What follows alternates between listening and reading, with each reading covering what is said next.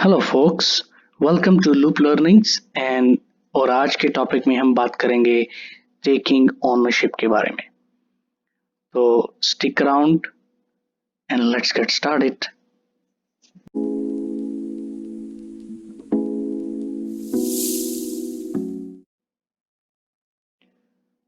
सो आज का topic start करने से पहले मैं ये कहना चाहूँगा कि आप पूरी वीडियो देखें अगर आपको अच्छा लर्निंग एक्सपीरियंस चाहिए, और चैनल को सब्सक्राइब करें अगर अभी तक आपने सब्सक्राइब नहीं किया तो गो अहेड, पॉज करें वीडियो और ये जो रेड बटन है सब्सक्राइब का इसको और जो बेल का आइकॉन है उसको क्लिक कर दें ताकि आपको नोटिफिकेशन मिले जब भी मैं नई वीडियो अपलोड करूं। ओके, तो आज के टॉपिक के बारे में हम बात करते हैं। So what is taking ownership? Taking ownership का मतलब क्या है? इसको आसान लफ्जों में ये भी कहते हैं कि रिस्पॉन्सिबिलिटी लेना, जिम्मेदारी लेना। सो ये है क्या? टेकिंग ओनरशिप का मतलब ये है कि आप कमिट करें, आप दूसरों को और या अपनी जॉब पे या अपनी फैमिली में कोई एक काम करने के लिए या टास्क या प्रोजेक्ट करने के लिए आप कमिट करें। इसको कहते हैं टेकिंग ओनरशिप। इसका मतलब ये भी होता है कभी कि आप अगर अपनी जिम्मेदारी को आप समझें, आपकी जिम्मेदारी क्या है। अगर आप एक ऑर्गेनाइजेशन में काम कर रहे हैं या आप फैमिली में हैं, तो आपकी जिम्मेदारी क्या है उस ऑर्गेनाइजेशन में, उस फैमिली में। तो अगर अगर आप ये चीज़ समझते हैं इस चीज़ को, तो फिर आप ओनरशिप लेना ऑटोमेटिकली स्टार्ट कर देंगे, क्योंकि फिर आपकी अटेंशन जो है वो हमेशा इस तरफ होगी कि आपने ज़िम्मेदारी से काम करना है, अपनी ज़िम्मेदारी से जो आपका रोल है वो अदा करना है। सो कभी-कभी टेकिंग ओनरशिप या टेकिंग रिस्पॉन्सिबिलिटी का मतलब ये भी होता है कि आप अपनी ज़िम्मेदारी को समझो। आपने ये फ्रेजेस तो सुने ही होंगे कि मेरा बॉस मुझे पसंद नहीं करता तो मुझे कभी प्रमोशन नहीं मिलेगी, या फिर मेरे पास टाइम नहीं है, या फिर मैं बहुत ओल्ड हूँ अपना करियर चेंज करने के लिए। कर्नल सैंडर्स एक आदमी था जिसने केएफसी स्टार्ट किया था। उसकी एज 60 प्लस थी जब उसने केएफसी स्टार्ट किया है।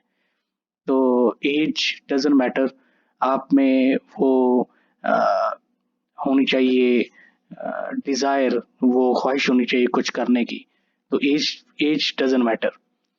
आई कांट अफोर्ड इट कि मतलब मैं अफोर्ड नहीं कर सकता एक चीज को या कर सकती एक चीज को। तो ये सब फ्रेजेस हमने हमेशा सुने हैं, हम डेली बेसिस पे सुनते भी हैं। तो ये नेगेटिव माइंडसेट के फ्रेजेस हैं। सो हम ज्यादातर लोग हम ओनरशिप क्यों नहीं लेते अपनी जिंदगियों में, अपनी जिम्मेदारी क्यों नहीं लेते अपनी जिंदगियों में?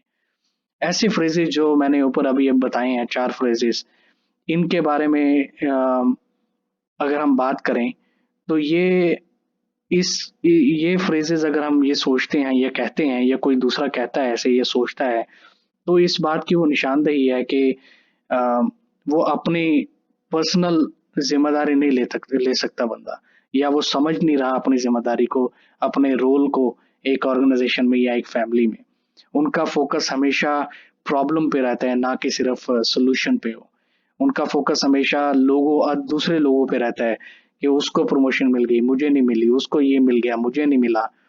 गवर्नमेंट ने ऐसी पॉलिसीज बना दी हैं कि मैं अपना काम नहीं कर सकता। टैक्स बहुत ज़्यादा है कि हम सरवाइव नहीं कर सकते। ये सब चीज़ें ऐसे लोग सोचते हैं जो जिनका माइंडसेट हमेशा ये चार चीज़ों के बारे में सोचता है, नेगेटिव प्रॉब्लम के बारे में सोचता है, सोल्यूशन के बारे में नहीं। सो आपको मैं चार स्टेप बताने वाला हूँ, जो चार स्टेप्स अगर आप ले लेंगे तो आप अपनी ओनरशिप डेवलप करना स्टार्ट कर देंगे। पहला स्टेप तो ये है कि आप नोटिस करें आप किन चीज़ों पे ज़्यादा ब्लेम कर रहे हो। दूसरा स्टेप है कि आप सॉल्यूशन पे फोकस करें, ना कि प्रॉब्लम पे फोकस करें। तीसरा स्टेप है आप पावर ऑफ चॉइस, ये मैं इसके बारे में बताऊंगा आपको कि पावर ऑफ चॉइस कितनी मैटर करती है हमारी लाइफ में। लास्ट स्टेप जो मैं बताना चाहता हूँ वो है बी अकाउंटेबल। तो ये चार स्टेप अगर आप ले लेंगे तो आप एक बहुत अच्छे रिस्पॉन्सिबल पर्सन बन सकते हो। तो चले इनको हम फर्दर एक्सप्लोर करते हैं इन चार स्टेप्स के बारे में। पहला है notice what you are blaming on.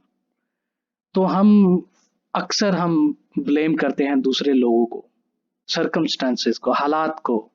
हालात सही नहीं है, हम ये नहीं कर सकते, हम वो नहीं कर सकते। अ, दूसरे लोग सही नहीं है, हमें लोग क्या कहेंगे अगर हम ये काम करेंगे, दूसरी चीजें ठीक नहीं है। तो हम हमेशा, हमारा फोकस रहता है कि क्या सही नहीं है। हमारे पास एक बड़ी लिस्ट होती है हमारे माइंड में कि क्या चीजें, लोग, चीजें, हालात, कौन सी चीजें आपके अ, आगे आ रही हैं कि आप उनको ब्लेम कर रहे हो। तो पहला स्टेप जो रिस्पॉन्सिबिलिटी या ओनरशिप लेने में ये है कि आप ये नोटिस करें, आप इसकी एक लिस्ट बनाएं और उनमें से आप देखें कि किन चीजों पे आप ज्यादा ब्लेम करते हो अक्सर, और उन चीजों पे आप काम करना स्टार्ट कर दें। आप ये ब्लेम नहीं करो, ब्लेम करने वाली अपनी हैबिट नहीं बनाओ। अगर आपकी हैबिट बन गई तो आप इसको बदलने में आपको बहुत टाइम लग जाएगा, क्योंकि एक बार जब आदत बन जाती है तो हमें ये नॉर्मली पता है कि उस आदत को खत्म करने के लिए बहुत टाइम लगता है कभी कभी। तो इसको आप अपनी आदत नहीं बनाओ कि आप हर चीजों पे ब्लेम करते हो। नहीं, इससे आपका नुकसान होगा, किसी दूसरे का नुकसान नहीं है। सोल्यूशन पे फोकस करें। हम इंसान, ह्यूमन बींग्स, हम बहुत जीनियस हैं। ऊपर वाले ने अ, हमें माइंड सेट दी है, अल्लाह ताला ने हमें एक माइंड दिया है कि हम सॉल्यूशन को तलाश कर सके। कोई भी प्रॉब्लम, दुनिया में जितने भी आए हैं, जितने हैं अभी, या जितने फ्यूचर में भी आएंगे, हम ह्यूमन बीइंग्स हमेशा उन प्रॉब्लम्स को ओवरकम करते हैं, उनमें से सॉल्यूशन हम निकालते हैं जरूर, क्योंकि हमारे पास अल्लाह पाक ने इतना माइंडसेट दिया हुआ है। अगर कोई चीज बहुत जरूरी है आपके लिए, आपकी हेल्थ, आपकी फिटनेस, रिलेशनशिप, कैरियर, एजुकेशन या हैप्पीनेस जनरली, तो आप कोई ना कोई सोल्यूशन आप डेफिनेटली चूज कर लोगे। लेकिन ऐसा तब होगा अगर आपका माइंड हमेशा सोल्यूशन के बारे में सोचता है, ब्लेम्स के बारे में नहीं सोचता। अगर आपका माइंड हमेशा ब्लेम्स के बारे में सोचता है तो सॉरी, आप कभी भी सोल्यूशन की तरफ नहीं आ सकते। सो आप अपने जो पॉसिबल सॉल्यूशन है, पॉसिबल ऑप्शंस हैं, वो इसकी उनकी एक लिस्ट बनाएं हर प्रॉब्लम की, और फिर आप उनमें से उन सॉल्यूशन को आप चूज करें जिन पे आप इजीली और फौरन काम करना स्टार्ट कर सकते हैं। सो हमेशा सॉल्यूशन पे फोकस करें, ना कि प्रॉब्लम पे फोकस करें। तीसरा पॉइंट है पावर ऑफ चॉइस। ये बहुत इंपॉर्टेंट चीज है। इसमें मैं ये बताना चाहता हूँ, दो चीजों का डिफरेंस है। एक तो होता है I choose to do things, एक होता है I have to do things. मतलब अगर हम उर्दू में या हिंदी में ट्रांसलेट करें, I choose to do things मतलब कि मुझे अच्छा लगता है एक काम करना। I have to do things का मतलब है कि मुझे ये काम करना पड़ेगा। तो इन दोनों फिक्रों में, ये दोनों बातों में आपको फर्क का पता तो चल ही गया होगा। मेरा दिल करता है एक काम करने के लिए, उसमें आप दिल से काम करोगे। आई हैव टू मतलब उसमें आप दिल से काम नहीं करोगे, आपको वो काम करना पड़ेगा। जैसे किसी को I choose to work in this company और I have to work in this company, ये दो फ्रेजेस हैं।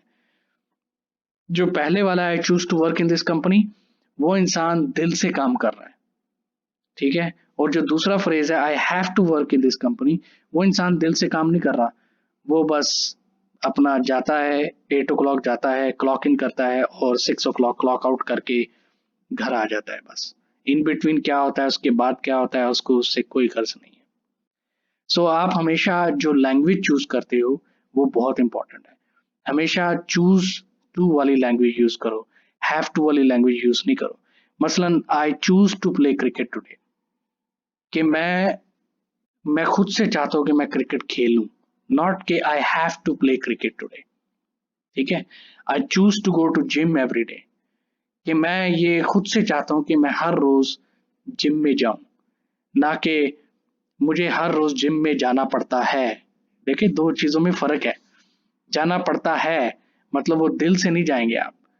तो जब दिल से नहीं जाएंगे तो, या दिल से काम नहीं करेंगे, तो डेफिनेटली उसमें आपको कोई आउटकम भी, रिजल्ट भी नहीं मिलने वाला।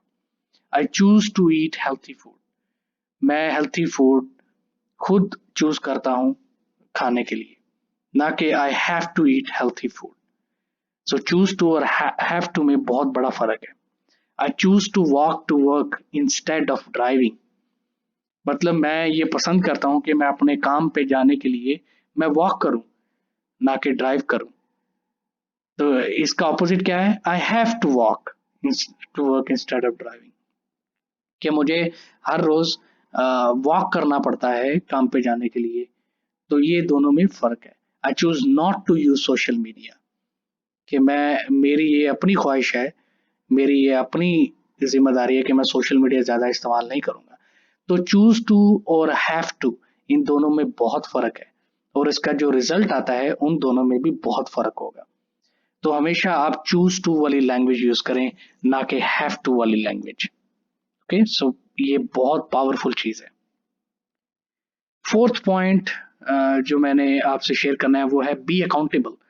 आप जो भी एक्शन लेते हो उसका जो भी रिजल्ट आता है, पॉजिटिव अच्छा रिजल्ट आता है या बुरा रिजल्ट आता है, आप उसकी रिस्पॉन्सिबिलिटी लो, आप उसकी ऑनरशिप लो, ना कि आप ये बोलो कि उसको मैंने ये काम कहा था, उसने ये अच्छा नहीं किया, या हमारी गवर्नमेंट की पॉलिसीज ऐसी हैं जिसकी वजह से ऐसा हमारे साथ हुआ है।